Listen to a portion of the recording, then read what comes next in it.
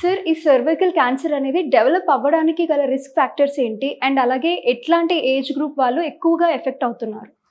Cervical cancer అనేది ఎక్కువగా 35 to 55 years age గ్రూప్లో కనపడుతూ ఉంటుంది. ఒక్కొక్కసారి 60 to 65 ఇయర్స్ ఏజ్ గ్రూప్లో కూడా కనపడుతూ ఉంటుంది. కానీ యూజువల్గా సెక్షువల్లీ యాక్టివ్ గ్రూప్ అంటే 35 to 55 ఇయర్స్ ఈ ఏజ్ గ్రూప్లో చాలా కామన్గా కనపడుతూ ఉంటుంది. అంటే ఇందులో రిస్క్ ఫ్యాక్టర్స్ అనేవి హ్యూమన్ ప్యాపిలోమా వైరల్ ఇన్ఫెక్షన్, అందరూ హెచ్పివి అంటారు. హెచ్పివి ఇన్ఫెక్షన్ మూలంగా 90% ఆఫ్ సర్వైకల్ క్యాన్సర్స్ వస్తున్నాయి అని మన దగ్గర డేటా ఉంది. అందులో డిఫరెంట్ వేరియంట్స్ ఉన్నాయి. కామన్గా 16 and 18 వేరియంట్ చాలా కామన్. అది కాకుండా ఇమ్యూన్ సప్రెస్డ్ కండిషన్ అంటే కొంతమందికి రకరకాల వ్యాధులు ఉంటాయి, ఇమ్యూన్ సప్రెస్డ్ కండిషన్స్ ఉంటాయి. అలాగే హెచ్ఐవి ఇన్ఫెక్షన్ ఉన్నవాళ్ళు, అది కాకుండా కొంతమంది ఇమ్యూన్ సప్రెషన్ డ్రగ్స్ వాడుతూ ఉంటారు. ఈ ఇమ్యూన్ సప్రెషన్ ఏ కారణం వలంగా వచ్చినా కూడా ఇది కూడా ఒక రిస్క్ ఫ్యాక్టర్ అని చెప్పచ్చు.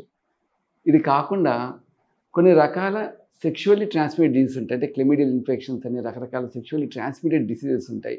ఇవి కూడా రిస్క్ ఫ్యాక్టర్స్ అని చెప్పచ్చు. ఇవి కాకుండా స్మోకింగ్ కూడా ఒక రిస్క్ ఫ్యాక్టర్ అంటే నాన్ స్మోకర్స్తో కంపేర్ చేస్తే స్మోకింగ్ చేసే వాళ్ళలో సర్వైకల్ క్యాన్సర్ రిస్క్ ఎక్కువగా ఉంటుంది. అది కాకుండా సెక్షువల్ హిస్టరీ కూడా చాలా ఇంపార్టెంట్.